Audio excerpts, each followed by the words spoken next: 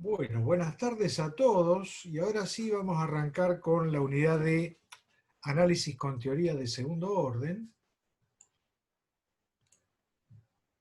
Básicamente en esta unidad vamos a tratar los problemas de barras esbeltas sometidas a esfuerzos de compresión.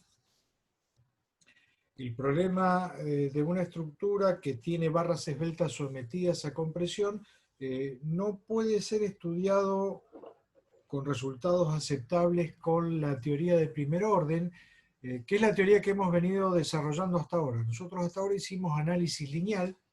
El análisis lineal de estructuras parte de tres hipótesis fundamentales: la hipótesis de linealidad mecánica, la hipótesis de linealidad estática y la hipótesis de linealidad cinemática. Si yo trato de mantenerme dentro de esas hipótesis, hay algunos problemas que ocurren en las estructuras de barras esbeltas comprimidas que no puedo llegar a resolver. Aquí, por ejemplo, bueno, estoy teniendo una barra esbelta comprimida.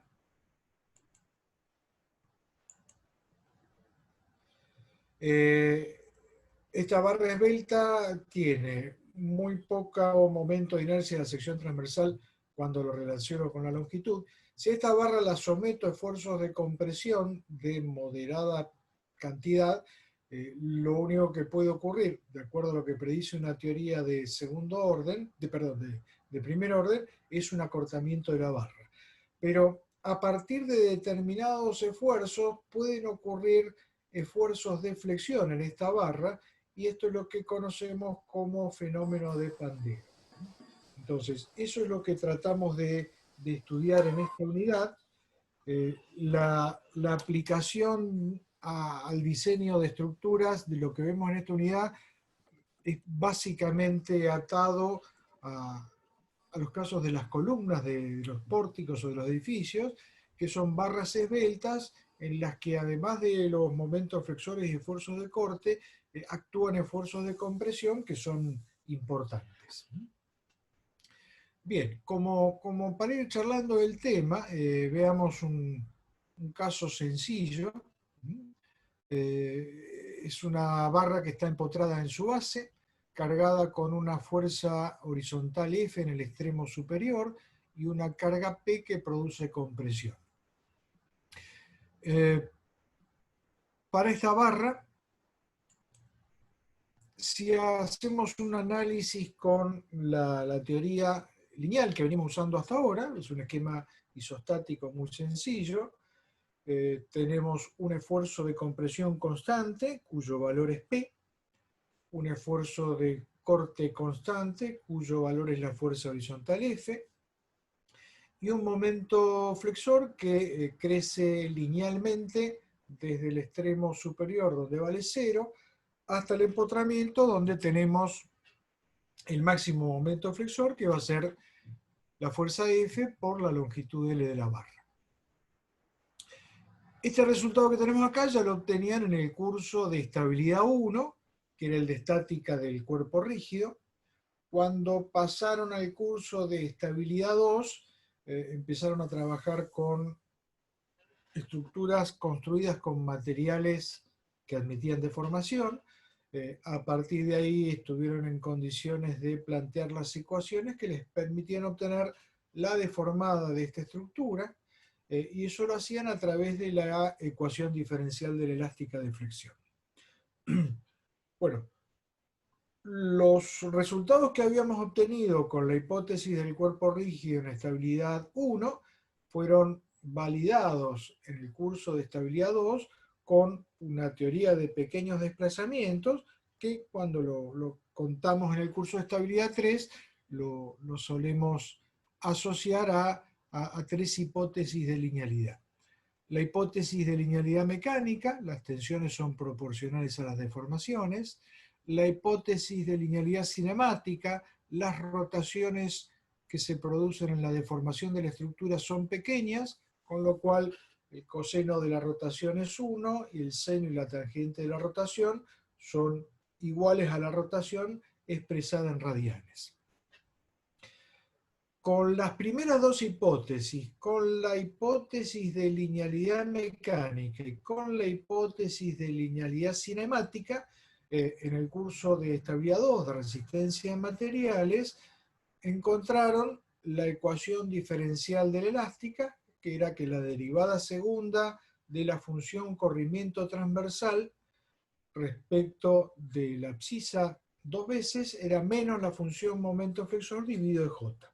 Bueno, para llegar a esa ecuación se echó mano nada más que de esas dos primeras hipótesis. En ningún momento, para llegar a esa ecuación, necesitaron tener en cuenta la posición deformada de la estructura para escribir sus ecuaciones de equilibrio. La tercera hipótesis de linealidad, la hipótesis de linealidad estática, lo que supone es que las deformaciones de la estructura son lo suficientemente pequeñas como para despreciarlas en el planteo de las ecuaciones de equilibrio de la estructura. Esa hipótesis de linealidad estática es la que me habilita a obtener las relaciones diferenciales entre la función carga distribuida y las funciones de esfuerzos característicos en la posición no deformada de la estructura. Si ustedes recuerdan, cuando tuvieron estas relaciones diferenciales en el curso de estabilidad 1, lo que hacían era estudiar el equilibrio de un elemento de barra de longitud diferencial de X en la posición original, es decir, sin tener en cuenta la deformación de la estructura. Ahí llegaron a que la derivada primera del esfuerzo normal era la función carga distribuida axial, que la derivada primera de la función esfuerzo de corte era la función carga distribuida transversal, y que la derivada primera de la función momento flexor era la función esfuerzo de corte. Bien. Si yo me mantengo en el campo de análisis lineal, donde valen estas tres hipótesis de linealidad, puedo operar sobre la ecuación diferencial de la elástica, haciendo la derivada tercera y la derivada cuarta, y llego a una ecuación diferencial de la elástica donde la derivada cuarta de la función corrimiento transversal queda directamente igualada a menos la función carga distribuida transversal dividido de J. ¿Por qué? Y bueno, porque en la derivada tercera me aparece la derivada primera de la función momento, eso es el esfuerzo de corte, y al hacer la derivada cuarta estoy haciendo la derivada primera de la función esfuerzo de corte, y eso desemboca en la función carga distribuida. Bien, ahora estoy trabajando con problemas donde la esbeltez de la barra en cuestión es tal que cuando yo considero la deformación de la estructura hay un incremento de la función momento flexor. Entonces vamos ahora a la lámina siguiente, donde empezamos a esbozar la teoría de segundo orden. Bien, el esquema de análisis es exactamente el mismo. Ahora yo lo que pretendo es estudiar el equilibrio de la estructura en la posición deformada. Entonces, esto que está dibujado en negro es el eje de la barra antes de la deformación, la estructura entra en carga, F y P van aumentando su valor hasta su valor final, y a medida que F y P van aumentando su valor, la estructura se va deformando y adquiere esta curva deformada que en una teoría de primer orden ya estábamos en condiciones de obtener. Ahora bien, si yo me planteo el obtener el equilibrio en la posición deformada, cuando calcule el momento de empotramiento, por ejemplo, el momento en este empotramiento A, al calcular el momento de empotramiento, ¿qué voy a tener? Lo que tenía originalmente, que era la fuerza F por la longitud L, fuerza por distancia, pero ahora si considero la posición deformada de la estructura, la fuerza P, que estaba dibujada en negro en esta posición, ahora está en el extremo de la ménsula que sea deformada, entonces ahora la fuerza P respecto del empotramiento está teniendo un brazo de palanca. Las reacciones de vínculo que estoy teniendo acá son una reacción vertical que equilibra la fuerza P, una reacción horizontal que equilibra la fuerza F, y va a haber un momento de empotramiento que tiene que equilibrar los momentos de las cargas exteriores. Una parte de ese momento de empotramiento es el que yo calculaba en la teoría de primer orden, F por L. Acá, en línea interrumpida, he dibujado el diagrama de momentos flexores que obtenía en una teoría de primer orden. Ahora, el momento de la fuerza F está incrementado por el momento de la fuerza P. La fuerza P ahora tiene un brazo de palanca respecto del empotramiento, que es el corrimiento horizontal de la sección extrema B de la estructura. Quiere decir que cuando calculo el momento de empotramiento, al término F sobre L se le está agregando un término que es P por WL. Bien. ¿En qué casos es importante este momento? Bueno, precisamente eso es lo que estamos tratando de estudiar con la teoría de segundo orden. ¿Por qué? Porque ocurrió ya hace varias centurias que estructuras de barras esbeltas sometidas a esfuerzos de compresión importantes en conjunto con momentos flexores solían fallar para valores de solicitaciones que teóricamente debían ser soportados de acuerdo a la teoría de flexión de Bernoulli. Para poder atacar esos problemas, bueno, no quedó más remedio que empezar a estudiar el equilibrio en la posición deformada. Fíjense que este efecto de incremento del momento flexor no se da si en lugar de tener una fuerza P de compresión, yo tuviera una fuerza P de tracción. Digamos, para el mismo esquema, si actúa una fuerza F y actúa una fuerza P que produce tracción en la barra, cuando considero la posición deformada, con la deformada provocada por la fuerza F, me encuentro que la carga P, en lugar de estar incrementando el momento flexor en esta barra, lo que hace es disminuirlo. Es decir, ahora, si yo invierto el sentido de la fuerza P, respecto al empotramiento, la fuerza F está girando en sentido horario, pero la fuerza P está girando en sentido antihorario. Quiere decir que la fuerza de tracción sobre esta barra lo que genera es un efecto estabilizador. Es por eso que en el caso de flexión combinada con fuerzas de tracción, el 99% de los problemas de ingeniería los tratamos con una teoría de primer orden, directamente con un análisis lineal de la estructura, porque sabemos que una fuerza de tracción grande lo que está generando es un alivianamiento de la flexión. ¿Cómo hacemos para estudiar el problema de la barra en la posición deformada? Porque bueno, si yo voy a la resolución anterior, diría, bueno, si pude obtener la deformada en primer orden, ahora lo único que tendría que hacer es agregar en mi problema un momento que va a ser P por las ordenadas de la función w de x que obtuve en primer orden. Ahora, ¿qué ocurre? Si agrego el momento P por las ordenadas w de x que obtuve en primer orden, lo que estaría teniendo es un diagrama de momentos flexores, que ya no es el diagrama de momentos lineales que tenía en la teoría de primer orden, sino que ahora estaría teniendo un momento flexor un poquitito más grande. ¿Cuánto más grande? Y bueno, tanto como sea el producto de las cargas P por los desplazamientos W de X. Pero esta función W de X en estabilidad 2 la obtenían en base al diagrama de momentos flexores. Si yo aumento las ordenadas del diagrama de momentos flexores, entonces el diagrama de momentos flexores que utilicé como base de este estudio de formación ya no es válido. Si aumento las ordenadas del diagrama de momentos flexores, debería estar aumentando también las ordenadas de la función corrimiento transversal. Si aumento las ordenadas de la función corrimiento transversal, entonces vuelven a aumentar los momentos flexores.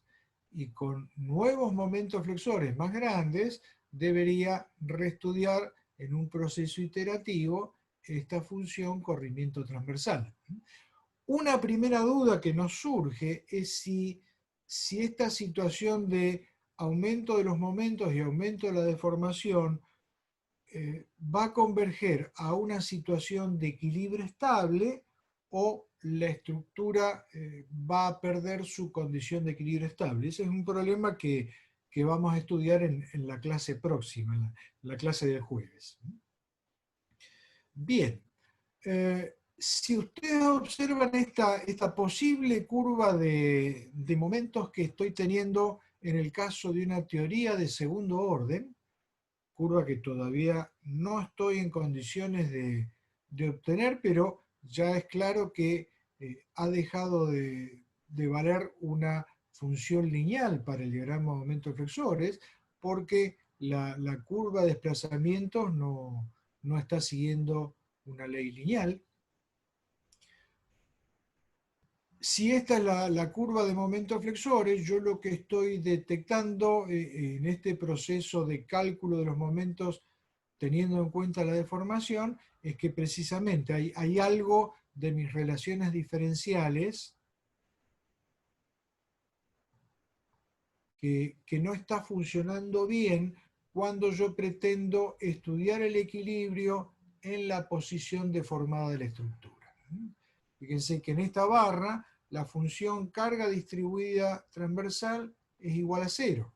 Si la función carga distribuida transversal es igual a 0, la función esfuerzo de corte es una función lineal. Bien, la función esfuerzo de corte, perdón, es una función constante que vale de acuerdo a mi esquema de fuerzas. La función esfuerzo de corte sería la fuerza F que me da proyección constante a lo largo de toda la barra. Pero la derivada del momento era la función esfuerzo de corte. Y si el corte es constante, ¿cómo puede ser que la función momento flexor no sea una función lineal? Quiere decir que lo que me está fallando es, en principio, esta relación diferencial. Si me está fallando esta relación diferencial, entonces lo que tengo que abandonar son las hipótesis que me llevaron a obtener la relación diferencial de derivada del momento igual al corte. Es por eso que estoy dejando de lado la hipótesis de linealidad estática, que era la que me condujo a que la derivada del momento flexor era la función esfuerzo de corte. Entonces, nuestro arranque del desarrollo de una teoría de segundo orden va a empezar por estudiar de nuevo las relaciones diferenciales entre la función carga distribuida y las funciones esfuerzos característicos. Si el día de mañana se me ocurriera abandonar la hipótesis de linealidad cinemática, cosa que no vamos a hacer en este curso, además de abandonar la hipótesis de linealidad estática, bueno, ahí estaría en condiciones de desarrollar una teoría de tercer orden. Y a su vez podríamos desarrollar tanto sea una teoría de segundo orden como una teoría de tercer orden, incursionando en un comportamiento del material que constituye la estructura que ya no sea un comportamiento lineal. Bien, pero dentro de este curso nos vamos a mantener con estas cosas sencillas que estamos estudiando ahora. Bien. Bueno, empecemos con nuestras relaciones diferenciales.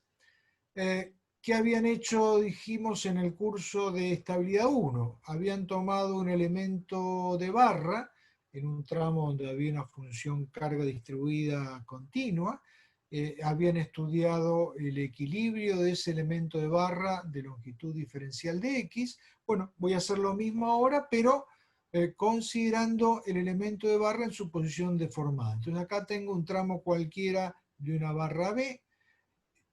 De esa barra B, supongamos que conozco la función deformada. Esta función deformada está teniendo componentes de traslación axial y de traslación transversal en cada una de las secciones. Voy a cortar un elemento de barra cuya proyección en la dirección del eje original X sea diferencial de X.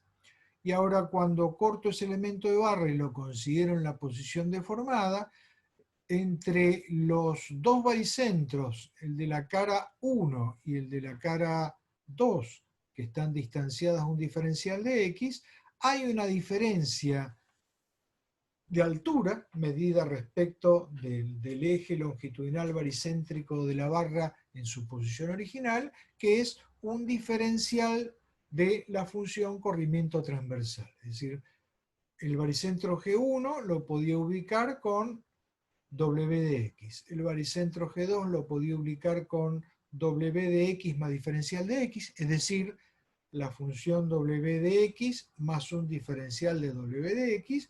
Y bueno, esa sería la posible geometría en la posición deformada. ¿Qué fuerzas actúan sobre este elemento de barra? Bueno, por un lado, cuando yo corto el elemento de barra y lo aíslo del resto de la estructura, pongo en evidencia las componentes de reacciones de vínculo interno, el esfuerzo normal, el esfuerzo de corte y el momento flexor. Con respecto a los sentidos que le estoy dando a los esfuerzos internos de la estructura, hay una cosa que para nuestros desarrollos de segundo orden nos va a resultar muy práctico, y es que vamos a tomar en nuestros desarrollos de segundo orden a los esfuerzos normales de compresión como magnitudes positivas. Es por eso que en este esquema he supuesto que los esfuerzos normales se dirigen hacia la barra cuando son positivos. En la cara de abscisa X tendremos el esfuerzo normal n de x, la componente de corte q de x y el momento flexor m de x. Y en la abscisa X más diferencial de X, vamos a tener el esfuerzo normal incrementado, n de x más diferencial n de x, el esfuerzo de corte incrementado, q de x más diferencial q de x, y el momento flexor incrementado, m de x más diferencial m de x. Como componentes de carga, actuando en este tramo en una función carga distribuida continua, podremos tener una componente de carga transversal, Qz de x, que está teniendo la dirección del eje Z principal de inercia de la sección transversal, y una componente de carga Qx de x, que será una función carga distribuida axial, que la tenemos normalmente expresada en función de la abscisa X, y como ahora estoy considerando la posición deformada, cada una de esas fuerzas Q de X por diferencial de X está teniendo una dirección que está distribuida a lo largo del eje de la barra, pero la estoy suponiendo siempre en dirección horizontal. Respecto de N y Q, tal como los he dibujado en esta estructura, fíjense que yo he mantenido el normal y el corte paralelos a las direcciones originales X y Z. En rigor, cuando ustedes definían esfuerzos característicos, decían el esfuerzo característico se compone de una resultante reducción y un momento resultante de reducción. De la resultante reducción decían la fuerza que es perpendicular al plano de la sección transversal es la componente esfuerzo normal, y la fuerza que está contenida en el plano de la sección transversal es la componente esfuerzo de corte. Y fíjense que ahora, si yo considero la posición deformada, el N que estoy poniendo acá y el Q que estoy colocando acá ya no son Q, una fuerza contenida en el plano de la sección transversal, y N, una fuerza perpendicular al plano de la sección transversal. Por eso algunos autores a estas dos componentes que yo he colocado acá las llaman pseudo esfuerzo normal y pseudo esfuerzo de corte. Ahora, mientras yo me mantenga en la hipótesis de linealidad cinemática, que implica que la rotación θ es pequeña, este ángulo de inclinación que está teniendo el eje de la viga, este ángulo de inclinación θ es un ángulo pequeño. Si hacen la cuenta con un ángulo pequeño, van a ver que el pseudo esfuerzo normal y el pseudo esfuerzo de corte prácticamente tienen el mismo valor que el esfuerzo normal y el esfuerzo de corte. Es una cuestión de proyecciones trigonométricas, nada más que eso. Bien. ¿Qué hacían en el curso de estabilidad 1 con este esquema del elemento de barra aislado de la estructura? Bueno, escribían las 3 ecuaciones de equilibrio de un sistema plano de fuerzas. Si la estructura está en equilibrio, el elemento de barra al cual pertenece esta estructura tiene que estar en equilibrio. Entonces, en la hoja siguiente estamos escribiendo las 3 ecuaciones de equilibrio del elemento de barra. Proyecto fuerzas sobre el eje horizontal, sumatoria de proyecciones de fuerzas sobre el eje X igual a 0. Tengo en un lado n de x, en el otro lado n de x incrementado un diferencial de n, la resultante de carga distribuida del tramo, Q de x por la luz cargada diferencial de x, n y menos n se simplifican, toda la suma era igual a 0, de ahí surge que la función esfuerzo de la función carga distribuida axial es la derivada primera de la función esfuerzo normal. Es la misma relación diferencial que teníamos en el análisis lineal, salvo el signo porque he cambiado la convención de esfuerzo normal positivo. Ahora el esfuerzo normal positivo en estos desarrollos va a ser la fuerza de compresión. Proyecto ahora fuerza sobre el eje Z. Tengo en una cara Q de X más diferencial Q de X, en la otra cara menos Q de X, la resultante de carga distribuida, QZ de X por diferencial de X, Q y menos Q desaparecen, la derivada primera de la función esfuerzo de corte va a ser entonces la función carga distribuida axial, cambiada de signo, es la misma relación diferencial que teníamos en el análisis lineal. Y ahora viene la tercera. En la tercera es donde aparece el cambio importante. Tomo la suma de momentos respecto del baricentro de la segunda cara. La suma de momentos tiene que ser igual a 0. Y en esa suma de momentos, ¿qué tengo? M de x más diferencial M de x, menos M de x, menos Q de x por diferencial de x, que es el momento de la fuerza de corte. Y ahora, si volvemos a la cara anterior, fíjense que ahora cuando yo tomo momentos respecto del baricentro de la segunda cara, respecto de G2, que está aquí, ahora la fuerza N respecto de G2 está teniendo un brazo de palanca y yo estoy tratando de hacer entrar en el juego esos momentos generados por la posición deformada de la estructura. Entonces ahora me aparece en la sumatoria de momentos respecto de G2 un término en el cual interviene el esfuerzo normal. Aparece el esfuerzo normal por el diferencial de corrimiento transversal. Bueno, ¿qué más tendremos acá? Tendremos el momento de la resultante de carga distribuida transversal, QZ de X por diferencial de X es la fuerza, diferencial de X sobre 2 es su brazo de palanca, y el momento de la resultante de carga distribuida axial, QX por diferencial de X es la fuerza, y diferencial W sobre 2 es su brazo de palanca. Ahora, cuando miramos los términos de esta expresión, simplificando los dos momentos, diferencial de M es un momento infinitésimo, Q de X por diferencial de X es un valor finito de fuerza por un diferencial de longitud, es un momento infinitésimo, N de X por diferencial W es un valor finito de fuerza por un diferencial de longitud, es un momento infinitésimo, pero en los últimos dos términos que tengo, un valor finito de carga distribuida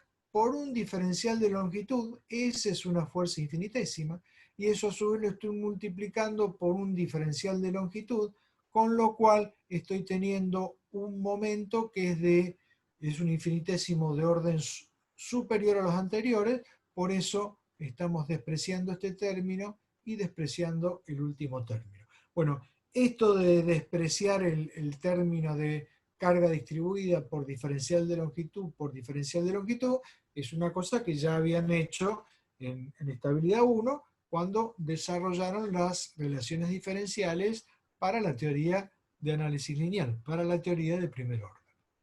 Bueno, ¿qué me quedó entonces como relación diferencial?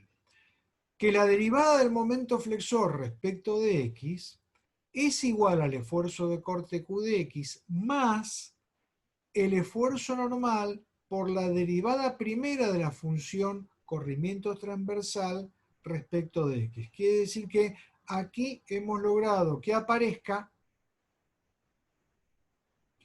el efecto de los esfuerzos normales en la flexión de la barra.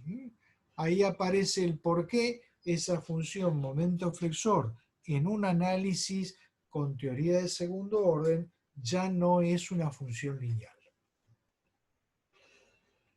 Bien, ahora que he reconstruido mis relaciones diferenciales entre la función carga y las funciones de esfuerzos característicos, ya puedo seguir incursionando y profundizando en esta teoría de segundo orden para buscar la respuesta de la estructura.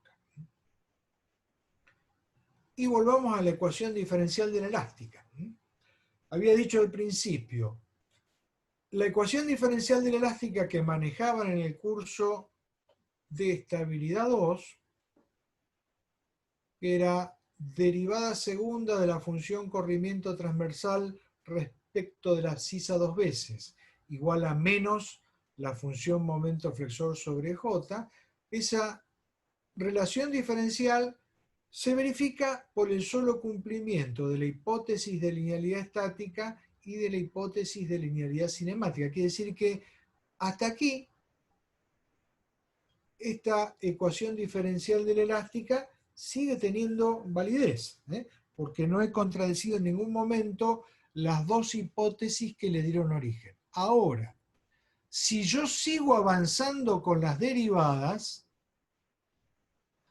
ahora sí voy a notar un cambio en las relaciones diferenciales, porque la próxima derivada, la derivada tercera de la función corrimiento transversal, implica que tengo que hacer la derivada primera de la función momento flexor.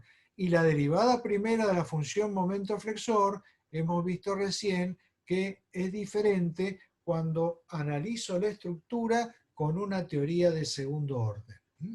Ahora tengo que la derivada tercera de la función corrimiento transversal va a ser menos 1 sobre J por la expresión que obtuvimos en la hoja anterior. El esfuerzo de corte Q de X más N de X por la derivada primera de la función corrimiento transversal. Cuando busco ahora la derivada cuarta de la función corrimiento transversal, me queda menos 1 sobre J por la derivada segunda de la función momento flexor, es decir, por la derivada primera de esta expresión que tengo acá. Bien. La derivada primera de esta suma de funciones va a ser la derivada de la primera función, derivada del esfuerzo de corte respecto de x, más la derivada de la segunda función. La derivada de la segunda función es la derivada de un producto de funciones. Es la derivada del producto del esfuerzo normal n de x por la derivada primera de la función corrimiento transversal.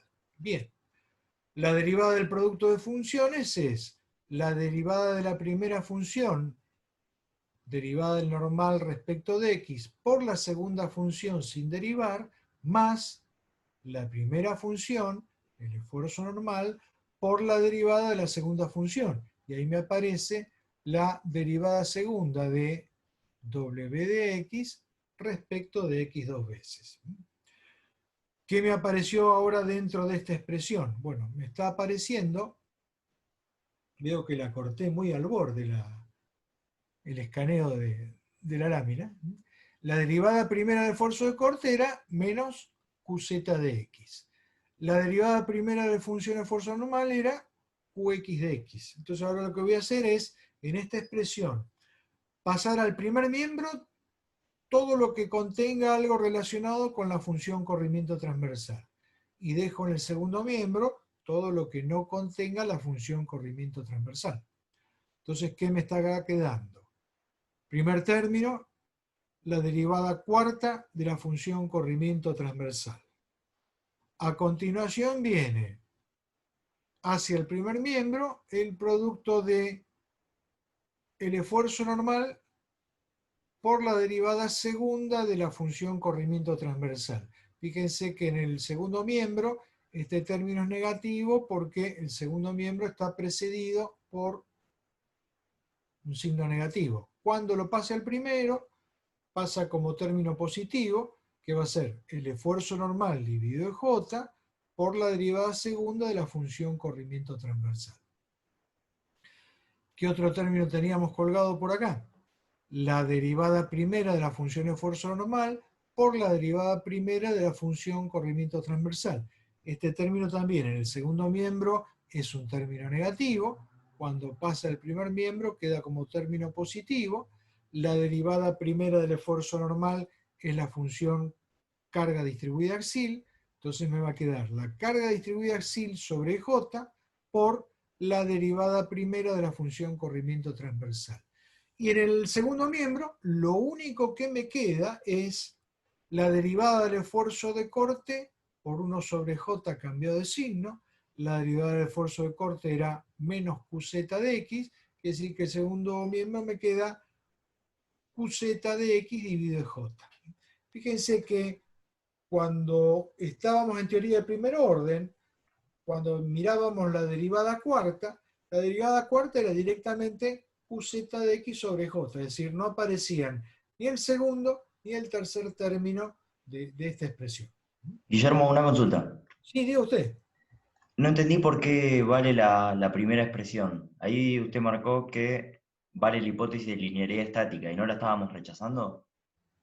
A ver, si te fijas, no, lo que pasa es que ahí escribí mal. Gracias porque me encontró un error. Eso que está ahí, en realidad, se niega a ser borrado. Ya sé por qué, porque esto no está escrito con el lápiz magnético. Esto en realidad no es la hipótesis de linealidad estática, sino la hipótesis de linealidad mecánica. Esperen que ya me lo corrijo en mi hoja en papel para que el próximo cuatrimestre no diga la misma gansada. Ahí está. Es decir, si ustedes recuerdan el origen de esta ecuación, ¿sí? En algún momento tuvieron que hacer una integración en la teoría de Bernoulli, en la cual tuvieron que relacionar la posición deformada de la cara, supuesta que la deformada de la sección seguía una ley lineal, la hipótesis de conservación plana de la sección nos llevó a que epsilon tenía la ecuación de un plano. Después de que epsilon tuviera la ecuación de un plano, dijeron, bueno, si el material tiene un comportamiento elástico lineal, la función de tensiones también va a tener la ecuación de un plano, que va a ser el módulo de elasticidad longitudinal por la ecuación del plano de deformaciones. Bueno, ahí estuvieron utilizando la hipótesis de linealidad mecánica.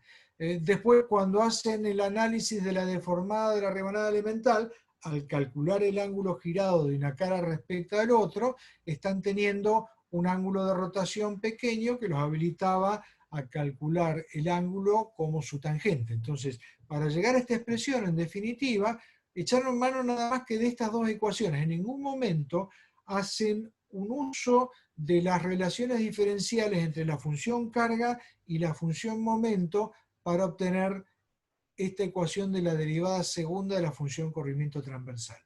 Es por eso que digo, si yo no hice ningún uso de las relaciones diferenciales entre la función carga y la función momento para llegar a esta igualdad, entonces esta igualdad sigue siendo válida. Ahora, cuando empiece a avanzar con la derivada, a partir de aquí sí, ya empieza a aparecer la derivada de la función momento y ahí estoy sonado. Ahí tengo que utilizar la nueva relación diferencial entre funciones de esfuerzos característicos que me apareció con el planteo de segundo orden. ¿Está claro?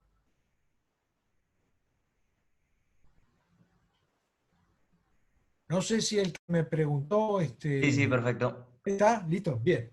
Pues Gracias. había un error ahí en... A ver, creo que eso lo había puesto al principio. A ver si al principio también lo escribí mal. No, acá estaba, ¿ven? Cuando vamos a la primera transparencia, con linealidad mecánica y linealidad cinemática, es que se valida la ecuación de la derivada segunda. No fue un lapsus al escribir esa otra hoja. Bien. Entonces, ahora tenemos esta nueva ecuación diferencial de la elástica. Bueno, esta nueva ecuación diferencial de la elástica, cuando la miro a la altura de la derivada cuarta, me empieza a producir determinadas inquietudes. Si en un problema yo no conozco los esfuerzos característicos de la estructura, porque van a surgir después de haber estudiado la estructura, me encuentro que no tengo manera de obtener la deformada como problema directo, porque en la ecuación diferencial de la deformada, además de la carga que actúa sobre la estructura, Ux y Qz, me está apareciendo el esfuerzo normal, que son los esfuerzos característicos que yo suelo conocer después que analizo la estructura. Digamos, si yo analizo por el lado de las incógnitas cinemáticas, habíamos partido de una relación entre la deformada y la función carga, y decíamos a partir de ahí, con las condiciones de borde, podíamos obtener la deformada, y una vez que yo tenía la función deformada, con la segunda derivada obtenía la función momento, con la derivada que seguía obtenía los esfuerzos de corte, y con el equilibrio de los nudos obtenía los esfuerzos normales. Ahora los esfuerzos normales no los tengo de partida. Entonces esto me indica una cosa, que en segundo orden, además de complicárseme la ecuación diferencial de la elástica, empiezo a ver que el problema, a menos que yo conozca los esfuerzos normales de entrada, ya deja de ser un problema de solución directa. Puede convertirse en un problema de iteración de soluciones hasta converger a esa solución estable, si es que tenemos una solución estable en la estructura que estamos analizando. Bien. ¿Qué otra cosa tengo que pensar a partir de esta ecuación diferencial de la elástica con teoría de segundo orden? Bueno, tengo que pensar en que si voy a resolver una estructura porticada, bueno, una de las cosas que yo utilizaba para el método de las incógnitas cinemáticas eran las rigideces de las barras. Y las rigideces de las barras surgían de trabajar con la ecuación diferencial de la elástica para el caso de darle a una barra que tenía distintas condiciones de borde, segmentos de vínculo unitarios con funciones cargas distribuidas aplicadas que eran iguales a cero.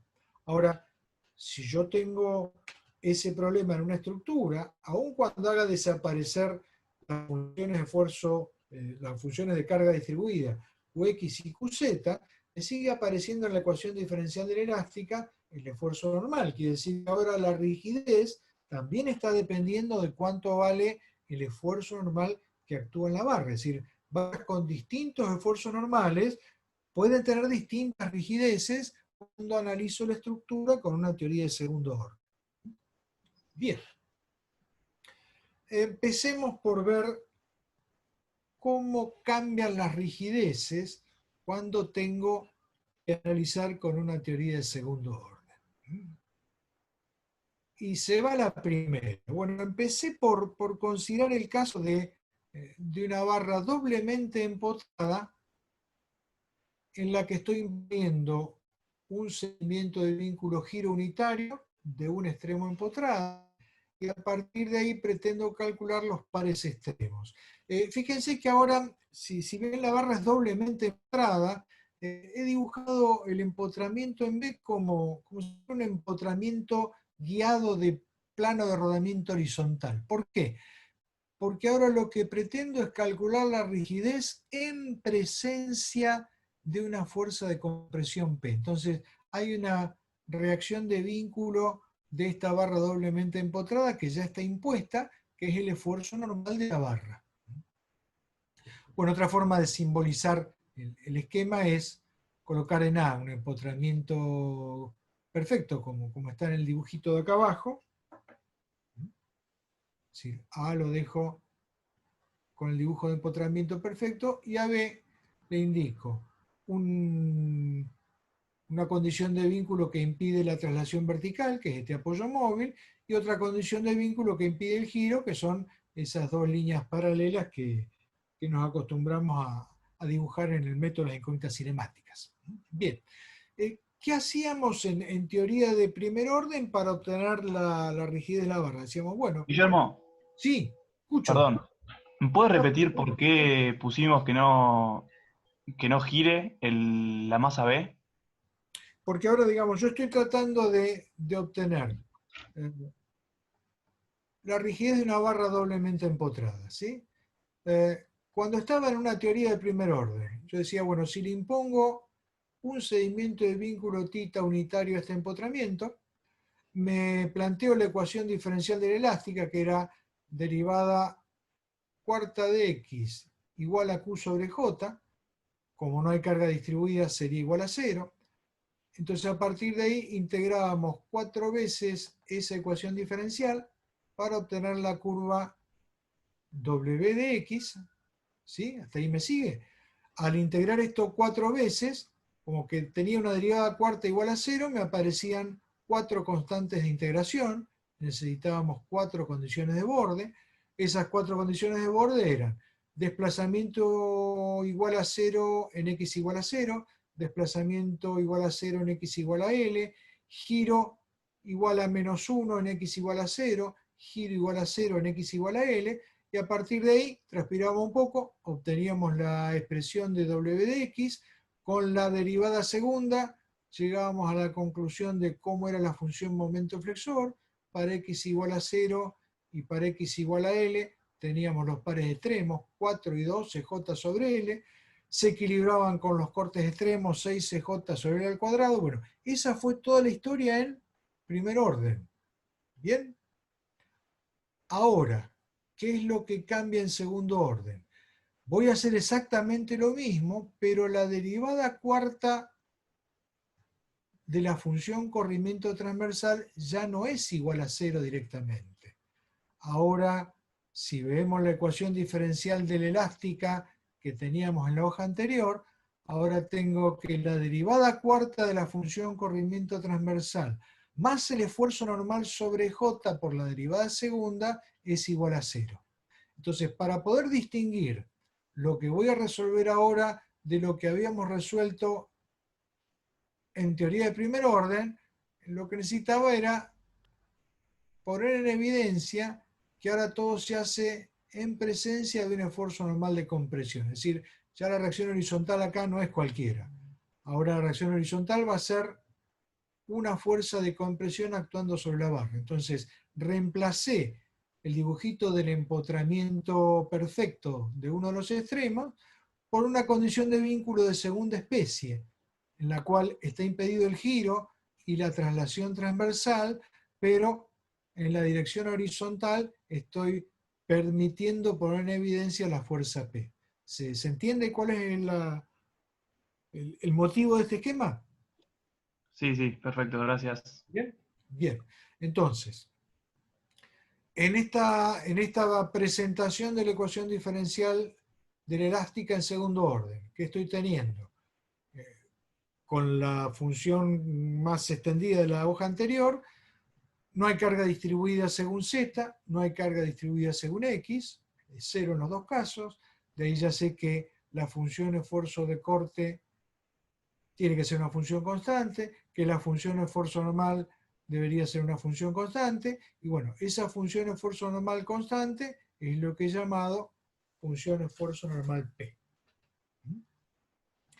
Me quedó entonces la derivada cuarta de la función corrimiento transversal más P sobre J por la derivada segunda de la función corrimiento transversal igual a 0, o lo que es lo mismo, la escribo ahora con otra variable, derivada cuarta de la función corrimiento transversal más k al cuadrado por la derivada segunda de la función corrimiento transversal igual a 0, donde k al cuadrado va a ser ese cociente entre la fuerza P y J. Bueno, este es el motivo por el cual estoy tomando las fuerzas de compresión positivas, de forma tal que si k al cuadrado es P sobre J, K, que es la raíz positiva de P sobre J, va a ser un número real. Si hiciera el cálculo de la raíz de P sobre J con P número negativo, empiezo a incursionar ecuaciones en el campo complejo. Entonces, la manera de evitar eso es meterle a P un cambio de signo en la convención. Bien. Esta forma de ecuación diferencial la van a encontrar en muchos problemas de ingeniería clásicos. Tiene por solución una solución de tipo trigonométrico. W de x va a ser C1 seno de k por x más C2 coseno de k por x más C3 por x más C4. Es decir, que otra vez, al hacer la integración de esta ecuación diferencial homogénea de orden 4, me están apareciendo 4 constantes de integración. Para esas 4 constantes de integración yo cuento en este problema con 4 condiciones de borde. Yo sé que WA es igual a 0, quiere decir que W de 0 es igual a 0. Yo sé que WB es igual a 0, W de L es igual a 0. Sé que el giro del empotramiento en B es igual a 0. Entonces, este sería el tita B. Y sé que el giro en el empotramiento A es menos 1. Fíjense que lo estoy poniendo como menos 1, porque ahora estoy diciendo, bueno, si el giro que estoy teniendo en este esquema es un giro antihorario, y mis ejes de referencia para la función van a ser el eje de W de X según Z positivo,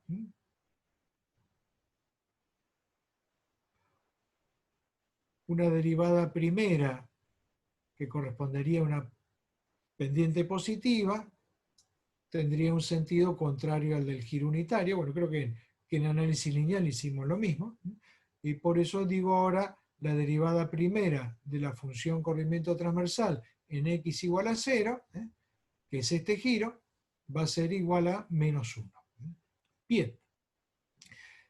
Vamos a aplicar entonces ahora estas 4 condiciones de borde a la función solución que estamos teniendo acá para determinar cuánto valen las constantes C1, C2, C3 y C4.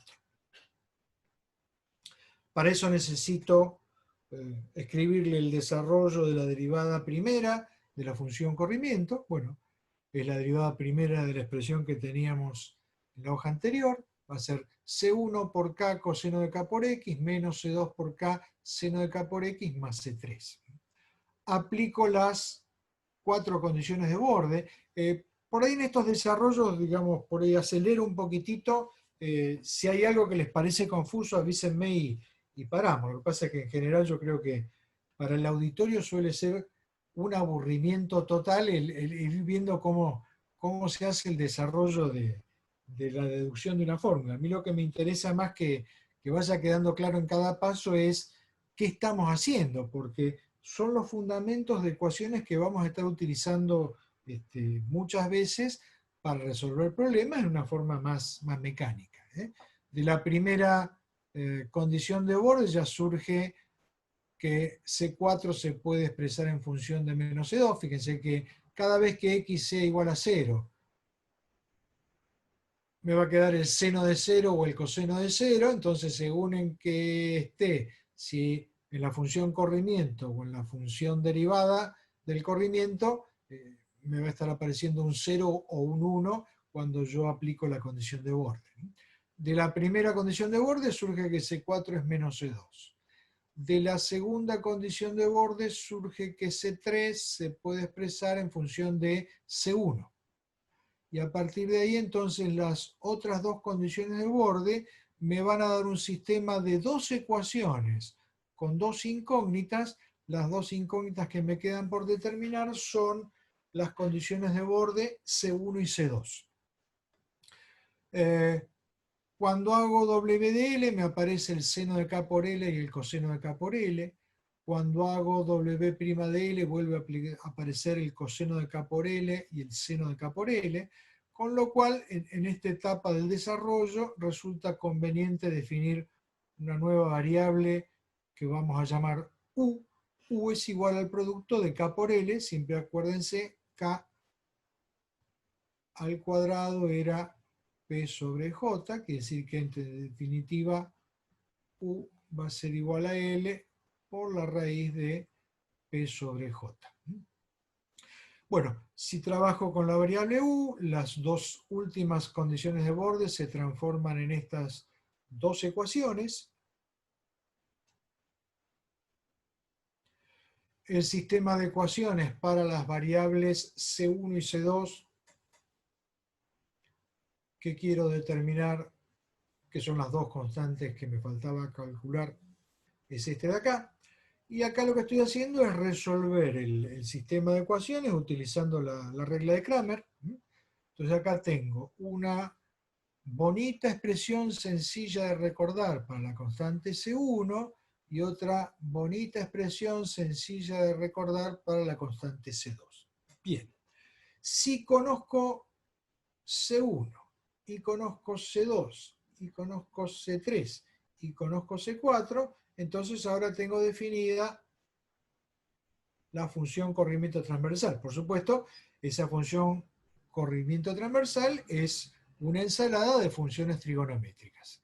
Si conozco la función corrimiento transversal, estoy en condiciones de hacer su derivada segunda, y su derivada segunda la puedo relacionar con la función momento flexor. La derivada segunda era menos m de x sobre j. Quiere decir que una vez que yo determiné las cuatro constantes, una vez que yo determiné la función corrimiento y haga su derivada segunda, me queda definida la función momento flexor.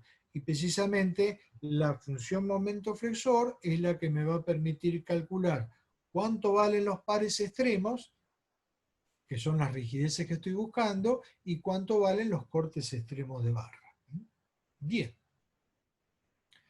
Y eso es lo que sigue por acá. A partir de las expresiones anteriores, hice en primer término la derivada segunda de la función corrimiento transversal. A continuación obtuve la expresión de la función momento flexor, que es menos EJ por la derivada segunda de la función corrimiento transversal. Ahí tengo el momento flexor expresado en función de C1 y C2. El momento MA, recuerden cómo era nuestro esquema de análisis.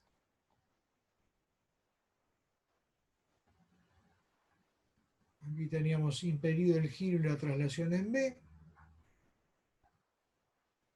Habíamos impuesto un giro unitario. para ese giro unitario, esta era la posible deformada. Y en esa posible deformada adoptamos un sentido para MA, un sentido para MB, yendo desde la deformada hacia la tangente a la deformada, como es nuestra costumbre. Y entonces, ¿qué tengo? Que el sentido que adopté como positivo para la rigidez MA, en realidad es menos la función momento flexor en x igual a 0. Acuérdense que este MA y este MB eran los pares extremos de barra. Quiere decir que si yo adopté esos MA y MB, en el extremo empotrado B, esta es la situación, este es el MB que estoy considerando, y en el extremo empotrado A, esta es la situación, quiere decir que este es el MA que estoy considerando. MA está teniendo sentido opuesto a mi convención de momento flexor positivo, por eso digo MA es menos la función momento flexor en x igual a 0. En cambio MB está teniendo el sentido que corresponde a mi convención de momento flexor positivo, por eso digo MB es directamente la función momento flexor en x igual a L. Bueno, M de 0 estaría correspondiendo a esta expresión de el momento M de X cuando X vale 0. Cuando X vale 0, desaparece el término que involucra C1, porque me queda el seno de K por 0, que es el seno de 0, que es 0, y me queda solamente C2 por el coseno de 0, el coseno de 0 es 1, entonces por eso me quedó menos EJ por K al cuadrado por C2, y acá veo que me está faltando, no me está faltando nada. No. El signo ya está tenido en cuenta, ahí me apareció el signo negativo, este signo negativo está perfecto. Entonces me quedó menos CJ por K al cuadrado por C2. Para MB me estará quedando EJK al cuadrado por C1 por el seno de K por L. K por L habíamos dicho que era la variable U, más C2 por el coseno de K por L.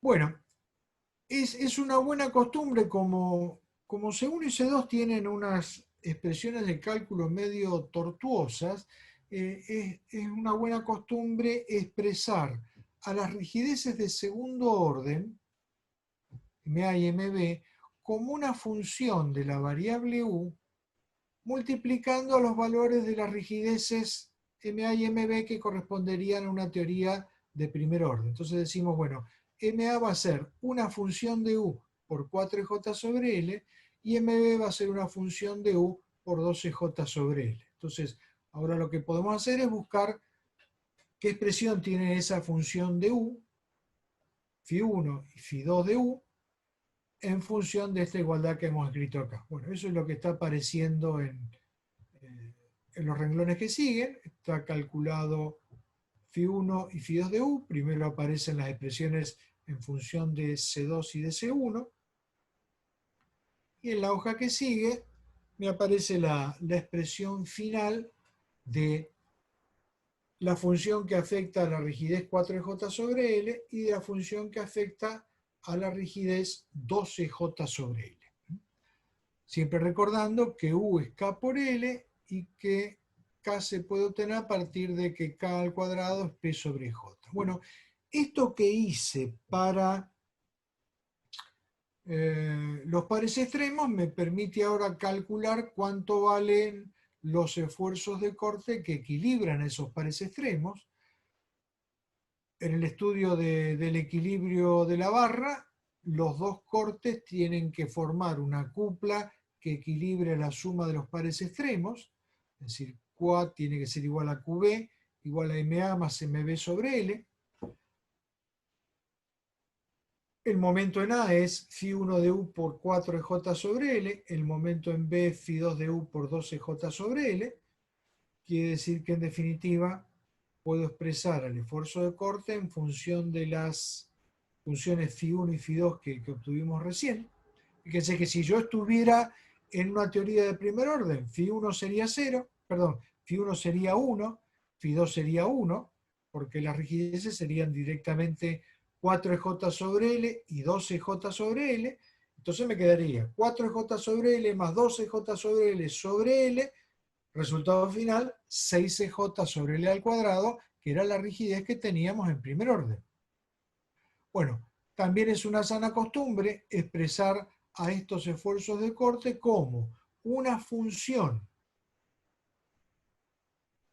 de la variable u que multiplique a la rigidez de primer orden. Esa función Φ3 de u entonces va a estar respondiendo a esa expresión que teníamos del corte en A y B. Entonces estaríamos teniendo 6EJ sobre L cuadrado por, y ahí tengo que reproducir esta expresión de 4Φ1 y 2Φ2. Quiere decir que en definitiva, Φ3 de u se estaría calculando de esta manera, con 4Φ1 más 2Φ2 dividido 6.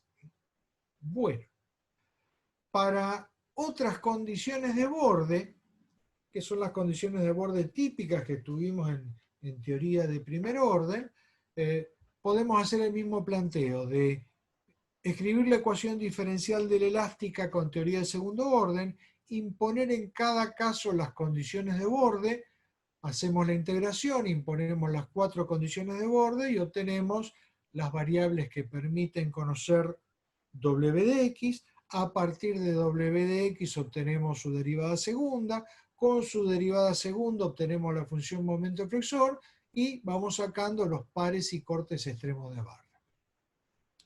Otra alternativa que habíamos explorado cuando hicimos esto en el análisis lineal era, partiendo de las soluciones de la barra doblemente empotrada, ir superponiendo los casos de la barra doblemente empotrada para ir obteniendo las soluciones de distintas condiciones de borde. Eso sigue siendo válido acá, mientras P sea constante, no hay problema en hacer eso.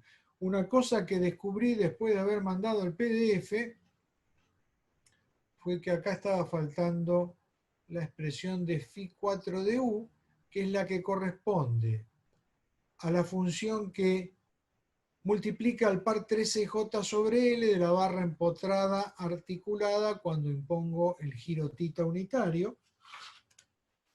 Esa expresión de Φ4 de u la tengo escrita por acá. Acá está, otra vez es una expresión muy sencilla. Resulta ser 4 veces la función Φ1 de u menos el cuadrado de la función Φ2 de u dividido la función Φ1 de u y todo eso multiplicado por 1/3. Bien, como la resolución de una estructura por incógnita cinemática puede llegar a resultar un incordio muy grande trabajar con todas estas expresiones sin confundirse, bueno, una forma de simplificar la cosa es tabular los valores de estas funciones para distintos valores de la variable u, y eso lo vamos a ver en unas páginas más adelante. En la hoja que sigue, bueno, lo que hice ahí fue una representación de estas funciones φ en función de una abscisa u. Fíjense que las curvas están teniendo una forma que ya abandonó por completo la relación lineal. Y otra cosa que empieza a ser llamativo es que puedo tener valores de las funciones φ que tiendan a infinito o valores de las funciones φ que sean negativos. Cuando analizo una estructura con teoría de segundo orden, pueden empezar a aparecer en el juego rigideces de segundo orden directas que sean negativas. Fíjense que ahora en la expresión de cálculo de las rigideces me están apareciendo funciones trigonométricas. Y esas funciones trigonométricas no están elevadas al cuadrado. Si vamos, por ejemplo, a la rigidez directa Φ1 de U que multiplicaba a 4J sobre L. El 4J sobre L, rigidez directa, siempre un número positivo. Pero ahora ese 4J sobre L está afectado por esta expresión donde aparece el coseno de U y el seno de U. Ninguno de ellos está apareciendo elevado al cuadrado, que decir que existe la posibilidad de que Φ1 de U me arroje valores negativos. Con eso hay que tener mucho cuidado. Bueno, y a continuación ahí lo que van a ver es una planilla. Esta planilla es una planilla Excel. Esta planilla Excel la van a tener incorporada ahí a los recursos de la unidad que estamos desarrollando. En esta planilla Excel para valores de U, que son nuestra variable de entrada a la tabla, están calculados los valores de Φ1, Φ2, Φ3, Φ4, Φ5, Φ6, Φ7 y Φ8. En la parte superior de la tabla están apareciendo las expresiones de cálculo de las funciones Φ en función de la variable U. Y acá, como ayuda a memoria a un costadito, está a qué rigidez de primer orden está multiplicando cada una de estas funciones Φ. Bueno, entonces aquí si se fijan un poquitito, bueno, en esta primera tanda de la tabla todos los números son positivos. El primer renglón estaría correspondiendo a una teoría de primer orden, entonces todos los coeficientes Φ son iguales a 1. En la hoja que siguen vamos avanzando más en la tabla y ya empiezan a ver que aparecen valores de la función Φ que son negativos. Por ejemplo, a partir de pi, Φ4, que era la rigidez directa que correspondía a la barra empotrada articulada con un giro unitario del empotramiento, era Φ4 por 13J sobre L, a partir de U igual a pi, estoy teniendo valores negativos de el coeficiente que afecta a la rigidez, y justo para U igual a pi, ese Φ4 es igual a 0. En las expresiones de Φ5 y Φ6 ven que a partir de pi, una tiende a menos infinito y la otra tiende a infinito. En Φ7 y Φ8 van viendo también los cambios de signo de las rigideces.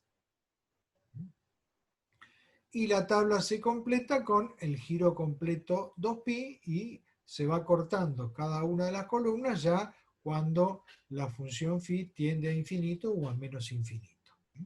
Bien. Bueno, estas tablas sirven de una ayuda muy grande cuando estoy resolviendo una estructura con la teoría de segundo orden, porque me evita estar permanentemente escribiendo los valores de las funciones Φ que afectan a las rigideces. Bien. Como para darle un fin práctico a esta clase. Guillermo, Sí, escucho. le paso una pregunta que me quedó de antes. Diga. Hoy nosotros planteamos cuando comenzamos que el desplazamiento Wx era C1 por el seno de K por X más C2 por el coseno de K por X más C3 por X más C4. Correcto. El seno y el coseno ahí, ¿por qué surgieron? ¿Esto tiene que ver con dinámica de estructura también? Bueno, digamos, no tiene que ver con dinámica de estructuras, ¿sí? Pero las ecuaciones de dinámica de estructuras son parientes de esta. Espere que estoy yendo para atrás buscando la función solución. Esta de acá. Usted se refiere a esta ecuación Wx igual C1 seno de K por X más C2 coseno de K por X más C3 por X más C4. ¿Correcto? Sí. Bien.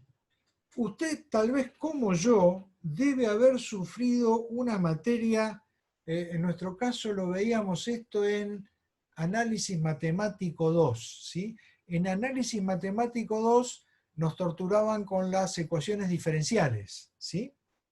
Ahí vimos las ecuaciones diferenciales ordinarias.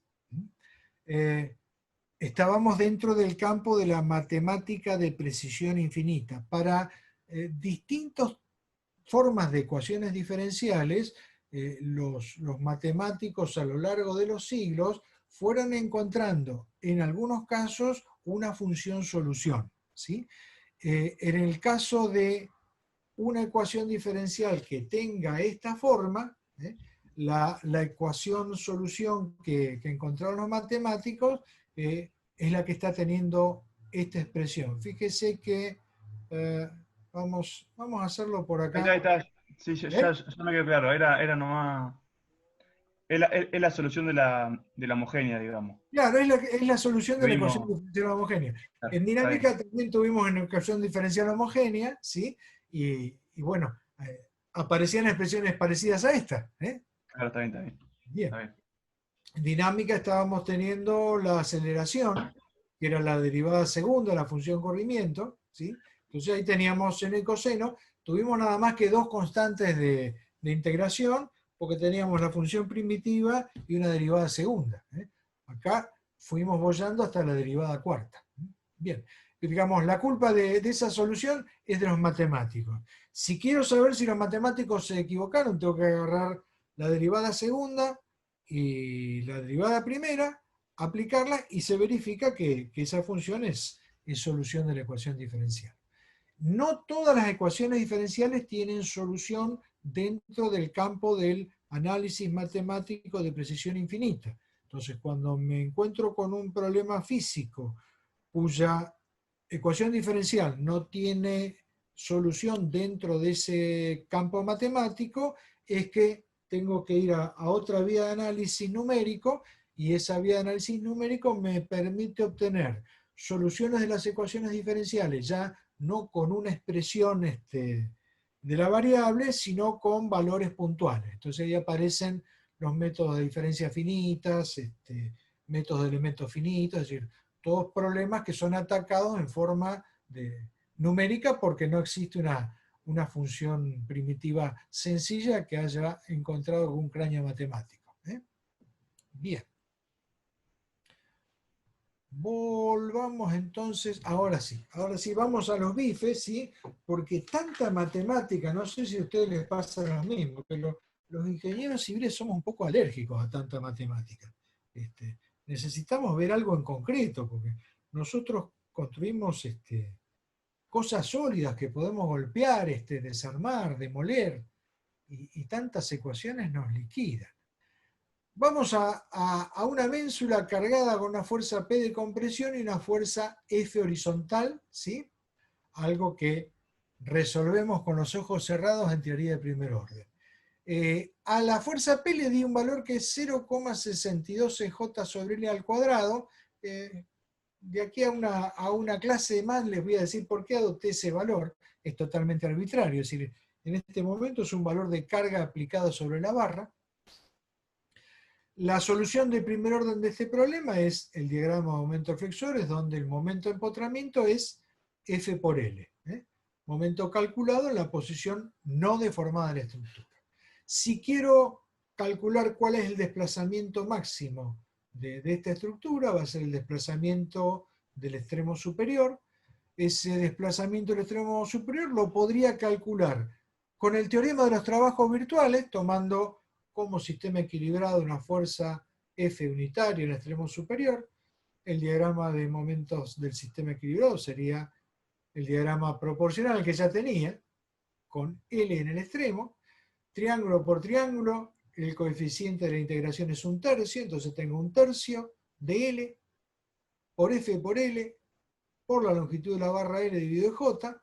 La flecha en el extremo superior entonces es F por L al cubo dividido 13J. Bueno, ahora vamos a ver cuánto cambia esta solución cuando considero el efecto de segundo orden.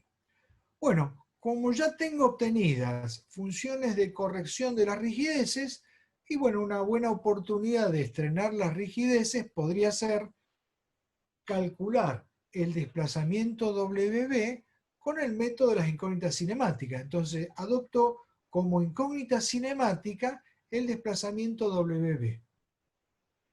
Primer paso, calculo la rigidez en correspondencia con la incógnita. Para eso tengo que considerar un sistema fundamental en el cual se coloca una condición de vínculo en correspondencia con la incógnita cinemática.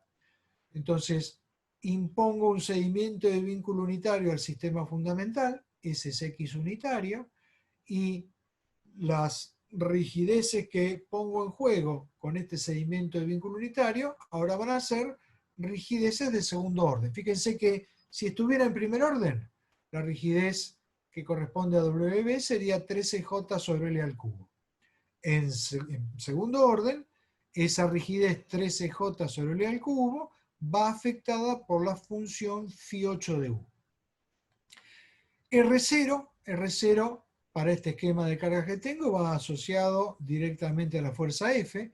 R0 es la reacción de vínculo que en el fundamental provoca la carga F. R0 es menos F.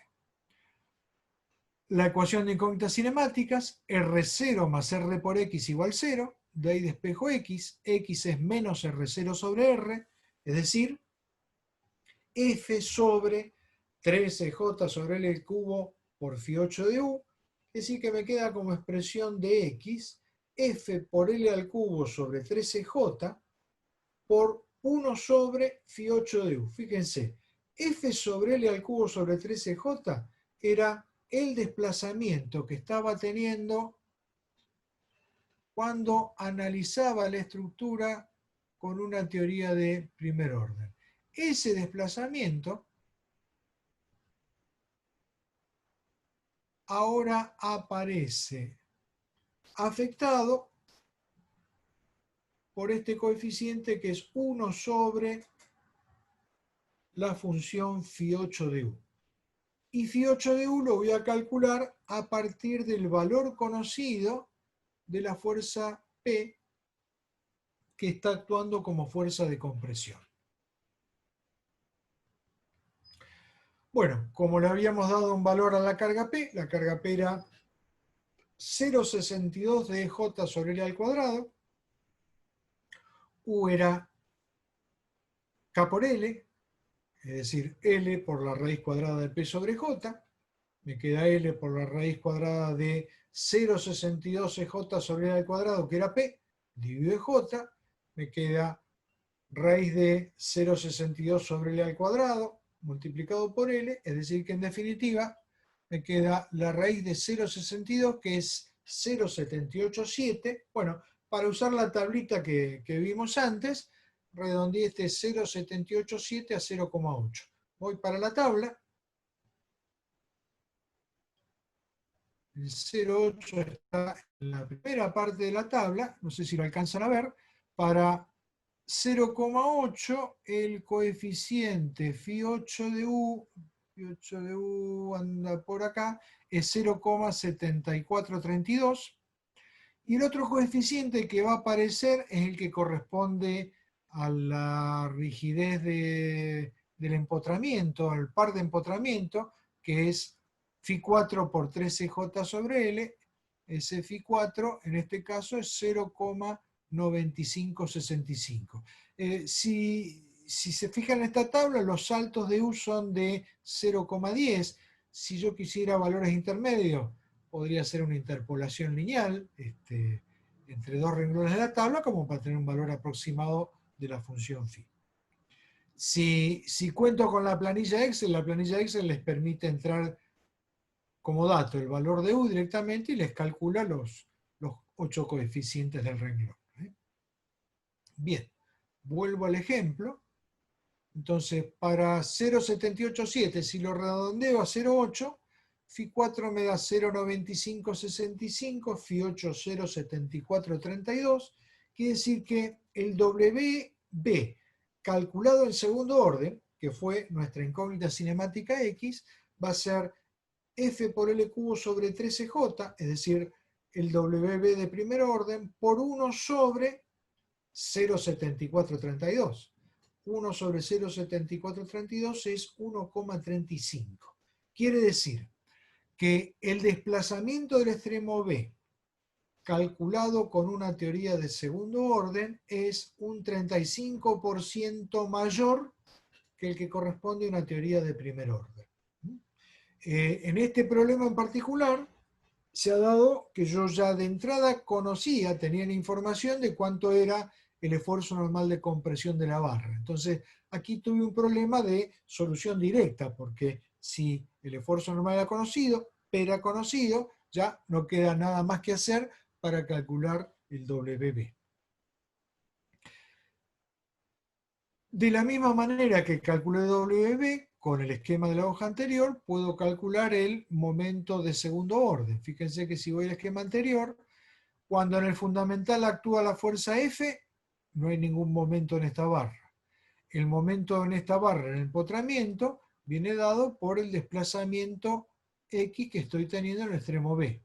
Para X igual a 1, el momento es Φ4 de U por 13J sobre L al cuadrado. Para X distinto de U va a ser Φ4 de U por el verdadero valor de X, y ese es el cálculo que está hecho acá. El momento en A, con la teoría de segundo orden, es 13J sobre L al cuadrado por Φ4 de U por nuestra incógnita cinemática X, es decir, 13J sobre L al cuadrado por X, que era igual a F por L al cubo sobre 13J dividido Φ8 de U. Eso iba multiplicado por Φ4 de U, quiere decir que en definitiva me está quedando, cuando simplifico EJ con EJ, 3 con 3, L al cuadrado con L al cubo, me está quedando F por L, que era el momento flexor de primer orden en el empotramiento, por la relación de funciones Φ4 de U sobre Φ8 de U. Bueno, cuando hago esa cuenta, me está quedando que el momento de segundo orden es el momento de primer orden por 1,29. Quiere decir que el momento flexor por este efecto de segundo orden está aumentando un 29%.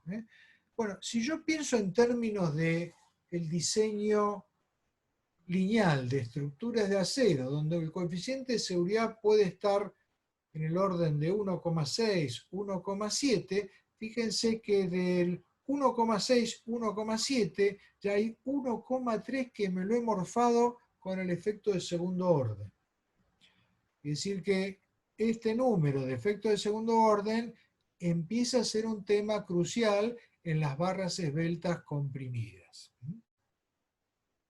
Bueno, ¿hasta ahí se entendió esta aplicación?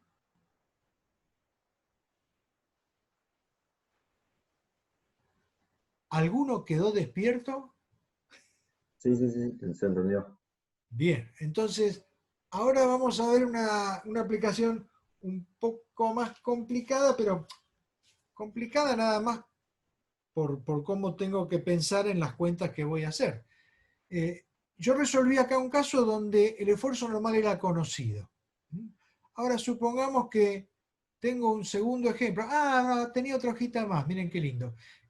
Aquí lo que hice fue un esquema de la barra en la posición deformada, y lo que hice fue calcular el momento de empotramiento por equilibrio de la barra en la posición deformada. Entonces, ¿qué me quedó? Que el momento de segundo orden es F por L más P por su brazo de palanca, que es P por el W de segundo orden. Bueno, hice la cuenta de F por L más P por W y obtuve en este esquema que el momento de segundo orden es 1,28 veces el momento de primer orden.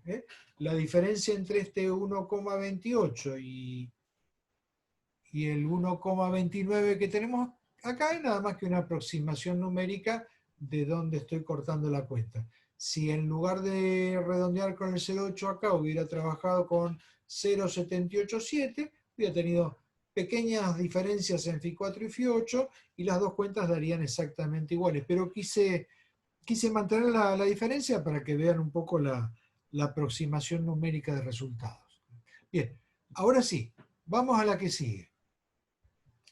En la que sigue, lo que hice acá fue escanearles un ejemplo que ya verán que hace años que lo vengo usando en mis clases de estabilidad 3. Esto es del 2012. Creo que en el 2012 todavía estaban ustedes en la escuela secundaria.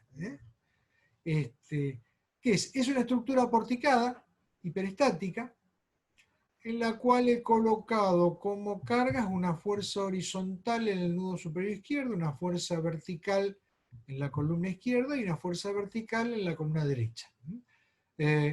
A todas las cargas las expresé en función de una sola, que es mi parámetro de carga.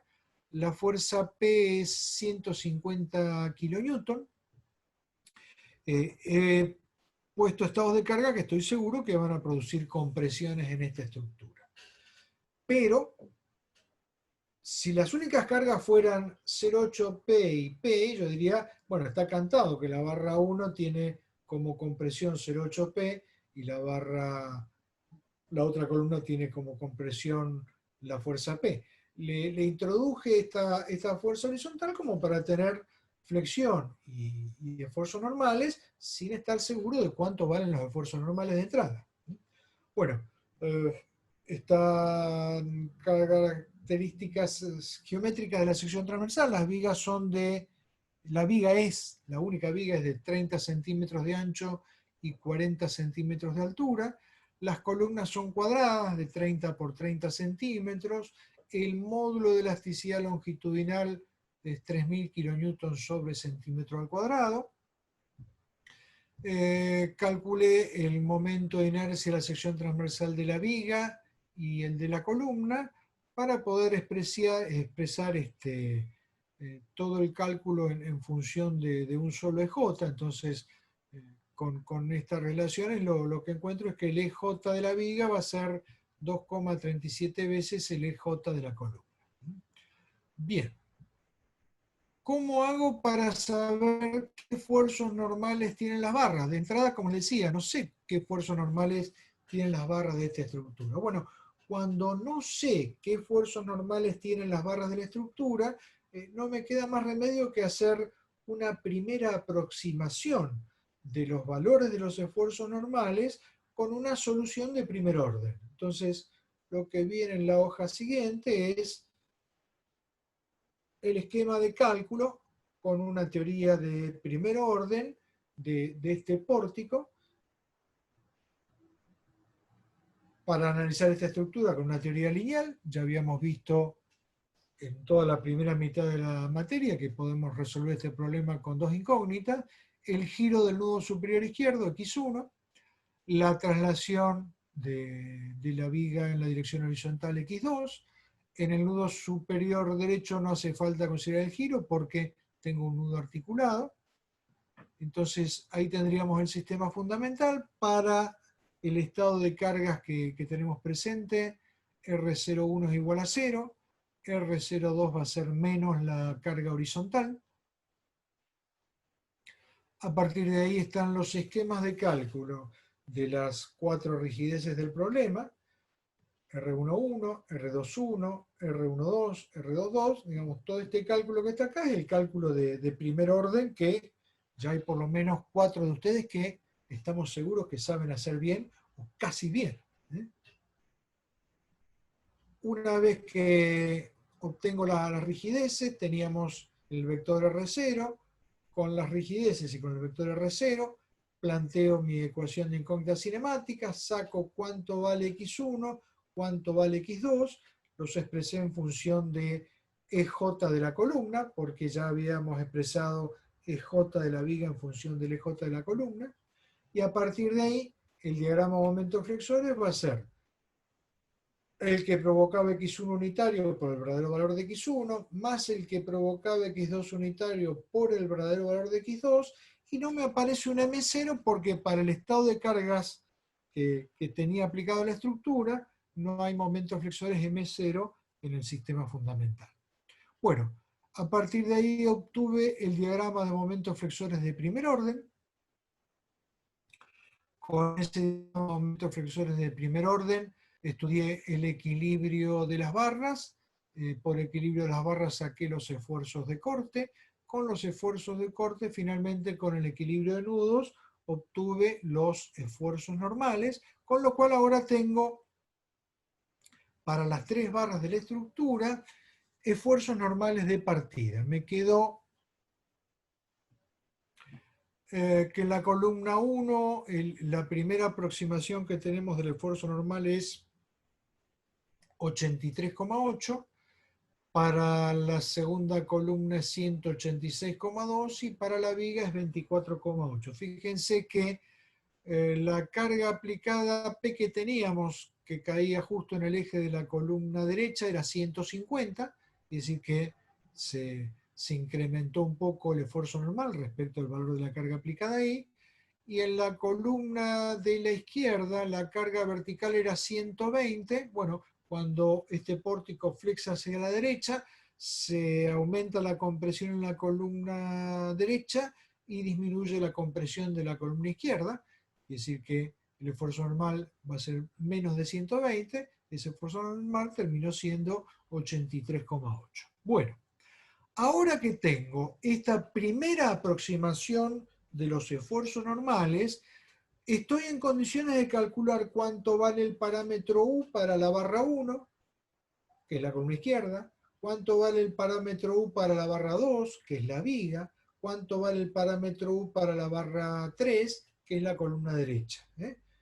U1, U2, U3 serán L1, L2, L3 por raíz de N1 sobre JC, N2 sobre JB, N3 sobre JC. Bueno, con estos cálculos llego a que U1 vale 0,579, U2 vale 0,114, U3 vale 0,863. Bien, ahora que conozco U1, U2 y U3, recién ahora estoy en condiciones de obtener mi primera aproximación de las rigideces de segundo orden. Y ahí se viene la obtención de la matriz de rigidez de segundo orden. Fíjense que ahora estoy trabajando con las mismas rigideces que tenía antes, cuando obtuve la rigidez de primer orden, pero ahora en cada barra, afectando las rigideces por las coeficientes phi que le correspondan a cada barra, porque los coeficientes phi de las distintas barras cambian porque en cada barra está cambiando el valor del parámetro U. Entonces, ahora barra por barra, con el U que tengo calculado, tengo que entrar a la tablita de rigideces de segundo orden y ver qué valores de phi están afectando las rigideces que me intervienen en este cálculo. De esa manera he obtenido R11 asterisco, el asterisco lo pongo para diferenciar esta rigidez es de segundo orden frente a las que teníamos antes de primer orden. Calculamos R21, calculamos R22, R12 y R21 son la misma cosa. Y en cuanto a los términos causa, como yo tenía colocadas cargas en los nudos, siguen siendo los mismos que tenía antes. Ojo, si llega a haber cargas transversales aplicadas en las barras, ahí también tengo que echar mano de fuerzas extremas de barra tabuladas y obtenidas para el caso de una teoría de segundo orden. Si ya cuando estoy en presencia de un esfuerzo normal de compresión, pueden empezar a calcular, a cambiar los momentos de empotramiento perfecto para distintos estados de carga. También en el campus les vamos a incorporar tablas con el cálculo de las cargas más comunes en presencia de una fuerza normal de compresión. En definitiva, surgen de resolver la ecuación diferencial de la elástica con teoría de segundo orden para una ecuación diferencial que ya no va a ser homogénea, entonces va a ser suma de la solución de la homogénea más una solución particular, y esa solución particular va a estar relacionada con la función carga que esté aplicada en cada barra en particular. Bien, en este caso dije R0 va a ser el mismo de antes, con las rigideces de segundo orden que he calculado. Vuelvo a escribir mi sistema de ecuaciones de incógnitas cinemáticas, pero ahora con la rigidez de segundo orden y, si fuera el caso, cambiando también el R0 de segundo orden, con las nuevas rigideces y para el mismo vector R0, fíjense que ahora cambiaron los desplazamientos, el giro X1 y la traslación X2. El giro X1 respecto a la solución del primer orden aumentó un 28,5% y la traslación aumentó un 30,77%. Ahora, ¿me puedo quedar tranquilo con esto? Y no, porque esto depende de los valores de esfuerzo normal que me permitieron obtener estas rigideces de segundo orden. Entonces ahora lo que tengo que chequear es si para esta solución de incógnitas cinemáticas los esfuerzos normales son los mismos que yo había supuesto. Entonces se viene de nuevo el cálculo de solicitaciones con X1 y X2 y el diagrama M raya asterisco 1 y M raya asterisco 2, obtendré los momentos de segundo orden que corresponden a esta solución. Ahora, si bien acá están dibujadas estas líneas como rectas, ojo, ya estas funciones no son funciones lineales porque ya la expresión de m de x es función de senos y cosenos de u. Bien. Con X1 y X2 estoy calculando entonces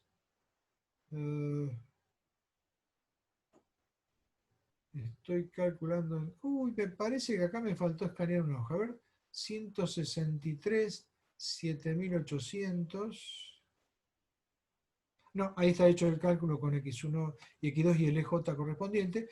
Bueno, tengo el giro X1, la traslación X2, con el giro X1 y la traslación X2, ahora vuelvo a estudiar el equilibrio de la estructura con los momentos de segundo orden, voy barra por barra equilibrando las barras para calcular los esfuerzos de corte y equilibrando los nudos para obtener los esfuerzos normales. Y la única diferencia que estoy haciendo con el cálculo anterior es que ahora cuando analizo el equilibrio de una barra, lo hago en la posición deformada.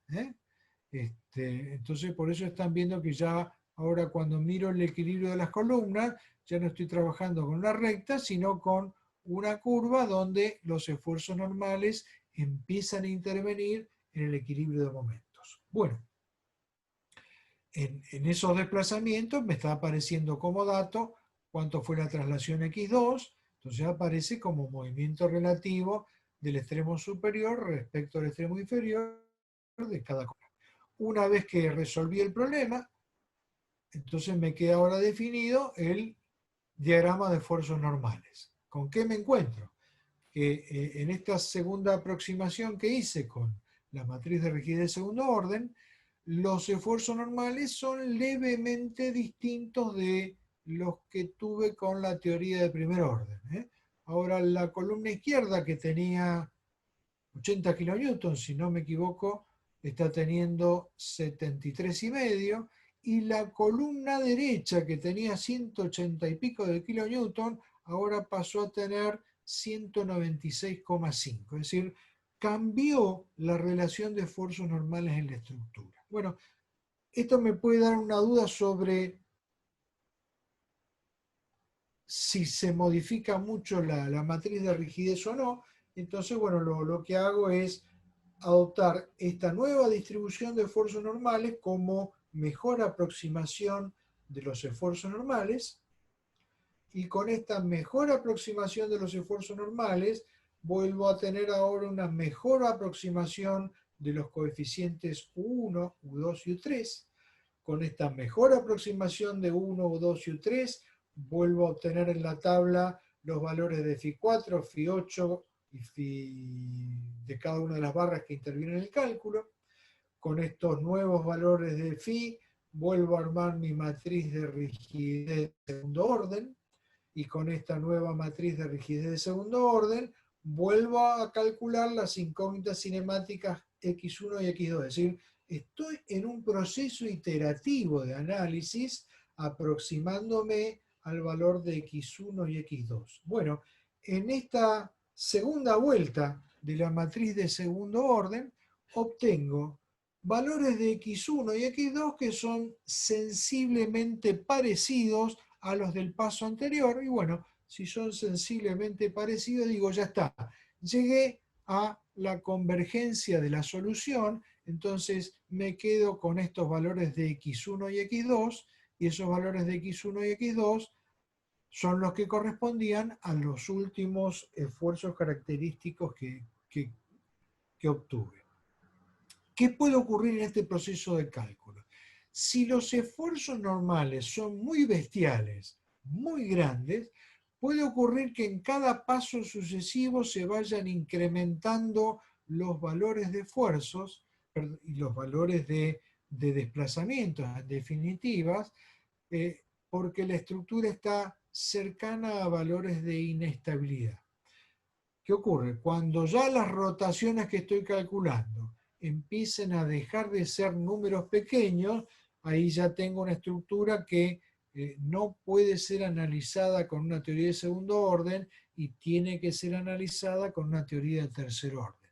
Pero mucho antes que llegar a tener que analizar la estructura con una teoría de segundo orden, de tercer orden, voy a ver que para los materiales habituales en las estructuras de ingeniería civil, acero, hormigón armado, madera o aluminio, voy a estar teniendo un orden de momentos flexores que van a hacer que la sección no aguante. Es decir, mucho antes de llegar a un fenómeno de inestabilidad del equilibrio, voy a tener valores de solicitaciones que no pueden ser arreglados con un diseño razonable.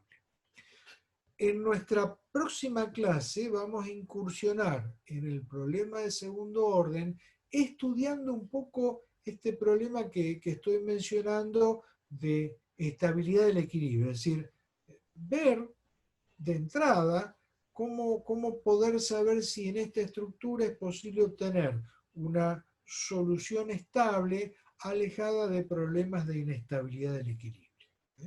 Bueno. ¿Alguna pregunta sobre esto que hemos visto? Guillermo, yo tengo una duda. Diga usted.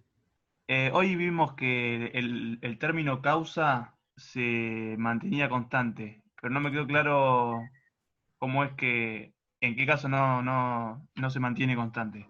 Pero cómo no, ahí viene la figurita respectiva. Supóngase que en la estructura, mire qué deformada quedó la columna. Este creo que era así, este creo que era así.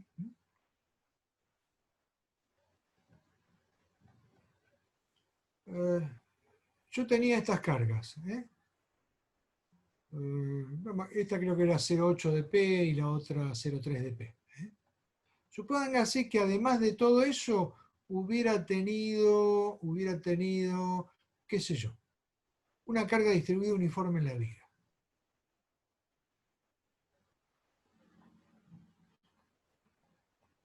O también alguna carga distribuida uniforme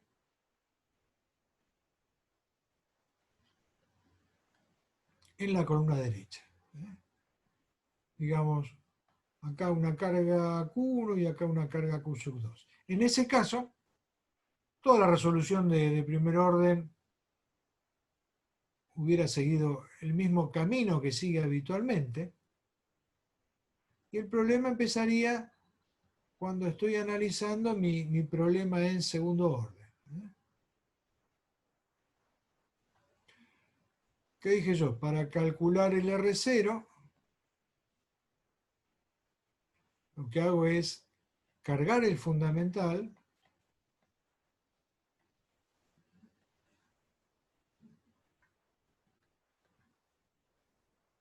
con el estado de carga de la estructura original. Ahora, ¿qué ocurre?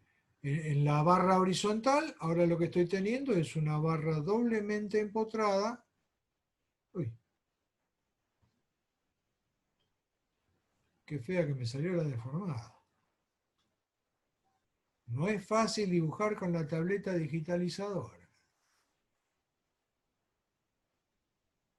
Tendríamos este caso acá, y acá estaríamos teniendo esta deformada. Bien, en primer orden yo hubiera dicho, bueno, estos pares extremos, el que está acá vale Q1 por la longitud de la barra al cuadrado dividido 8, el que está acá abajo vale Q2 por la longitud de la barra al cuadrado dividido 8. ¿De dónde surgieron esos pares extremos? Bueno, surgieron de resolver la ecuación diferencial de la elástica, en el caso de la viga, para una viga empotrada articulada, pero ahora tendría que resolver la ecuación diferencial de la elástica para una viga empotrada articulada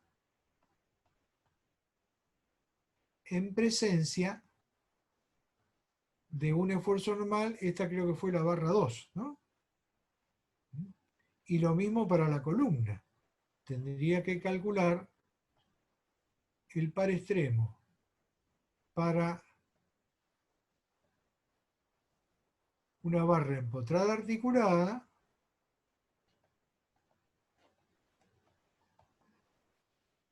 en presencia del esfuerzo normal de la barra 3. Cualquiera de las dos ahora está respondiendo a una ecuación diferencial que será w cuarta de x más k al cuadrado por w segunda de x igual a qz sobre j. Entonces, ¿qué ocurre? Fíjense que ahora la ecuación diferencial de la elástica, digamos, para la viga, donde va qz, es q1. Para la columna, donde va qz, es q2. Hasta ahí va todo fenómeno. Pero ahora tengo la ecuación diferencial de la elástica en presencia de n2. Entonces, ahora tendré que ver para los dos casos que la ecuación, solución w de x será suma de la solución de la ecuación diferencial homogénea más una solución particular. La solución de la ecuación diferencial homogénea es C1 seno de k por x más C2 coseno de k por x más C3 por x más C4. Y la solución particular es cualquier solución que verifique la igualdad de esta ecuación diferencial. Entonces tengo que buscarme para cada caso una solución particular que verifique esta ecuación. Bueno, ese trabajo, para los casos habituales de carga, alguien lo ha resuelto y están tabulados.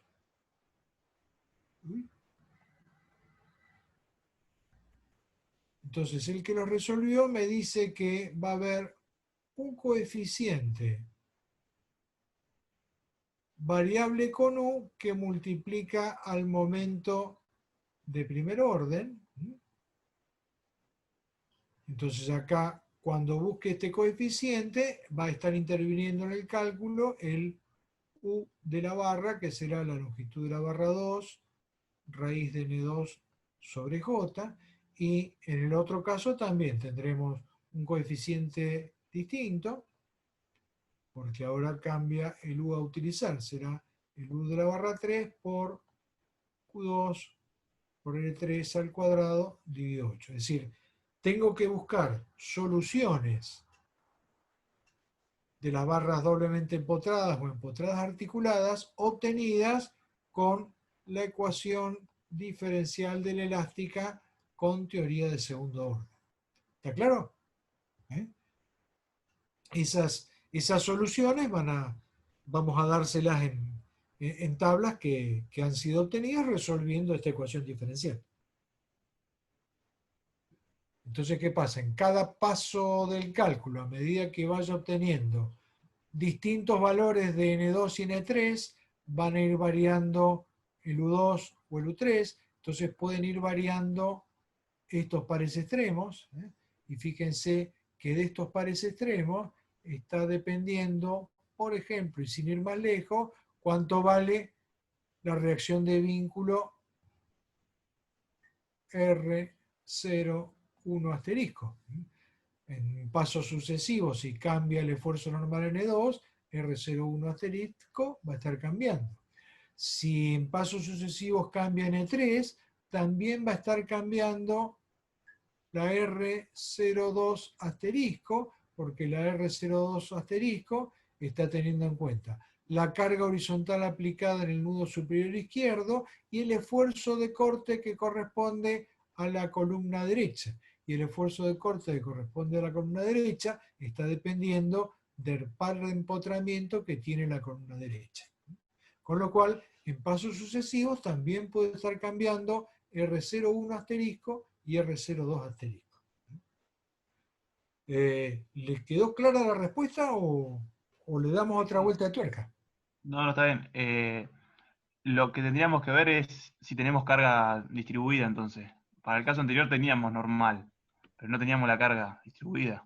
Claro, en el caso anterior no había ninguna carga distribuida. ¿Sí? ¿Por qué? Ahí. Porque dije, vamos a poner algo sencillo como para ir manejando las ideas de entrada. Seguramente en el trabajo práctico van a tener alguna carga distribuida en un tramo o una fuerza concentrada, que es otro caso también que puede aparecer, alguna carga concentrada en el medio del tramo, que también va a haber que ser tratada con la ecuación diferencial de la elástica de segundo orden. En general, los casos tabulados son los de una carga concentrada en el medio, una carga distribuida uniforme. Hay algunas tablas también con cargas distribuidas triangulares de ley de variación lineal, que son los casos más habituales que ocurren. Cuando tenga un caso que salga fuera de los habituales, bueno, tendré que plantear yo la solución de la ecuación diferencial, no queda más remedio. Buenísimo. Gracias. Bien.